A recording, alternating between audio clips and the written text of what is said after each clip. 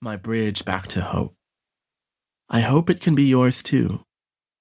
Yours in love, Cheng Thom. To the ones whose bodies shall shake the heavens. After Sandy Stone.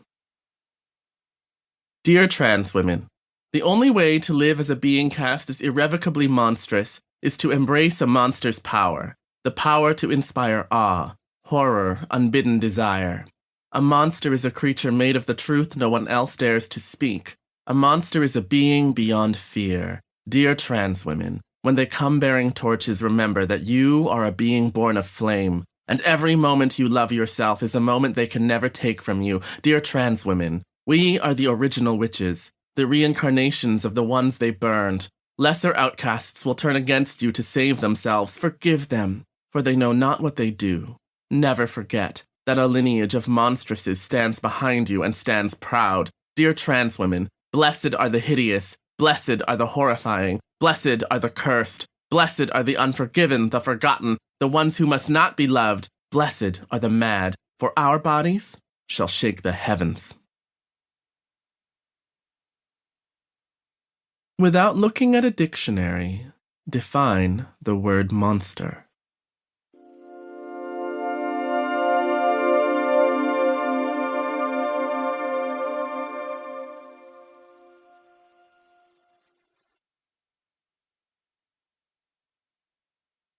To a lost sister.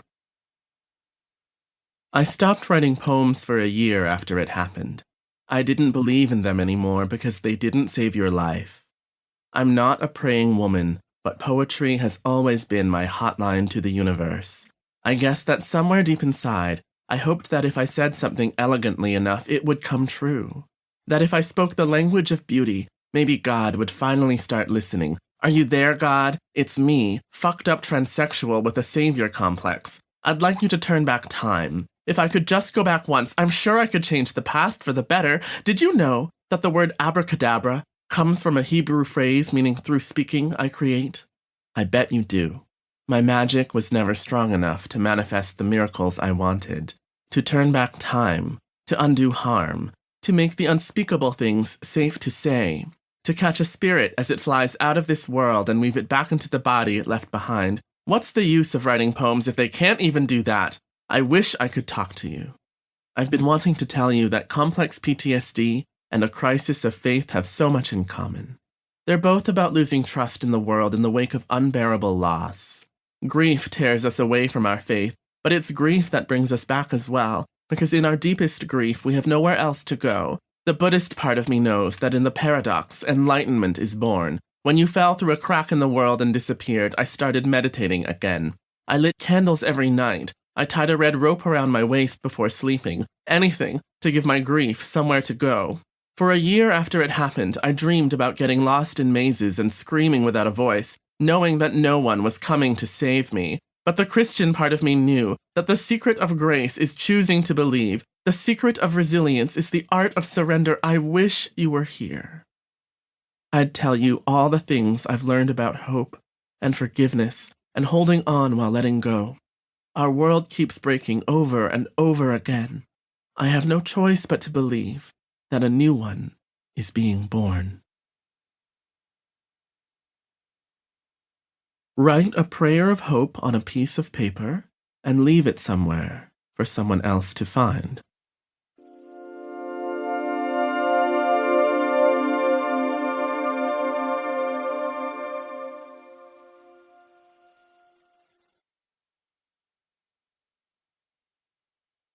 To the ones who didn't cry.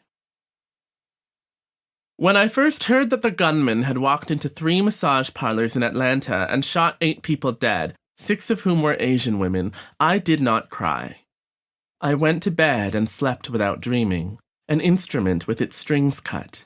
It wasn't until the morning after, as I watched the news, as I heard the white police officer say that the shooter was fed up, that he'd had a really bad day, that I felt my body break open and the words came pouring out like a rainstorm, like lava, like fire pouring out from deep within.